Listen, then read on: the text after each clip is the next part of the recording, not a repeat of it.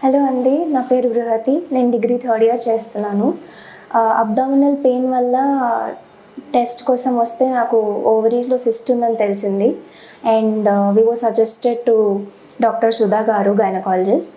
So she's very sweet, she's very very caring. చాలా మంచిగా చూసుకొని అన్నీ నీట్గా ఎక్స్ప్లెయిన్ చేసి బాగా దగ్గరుండి అన్నీ చేశారు.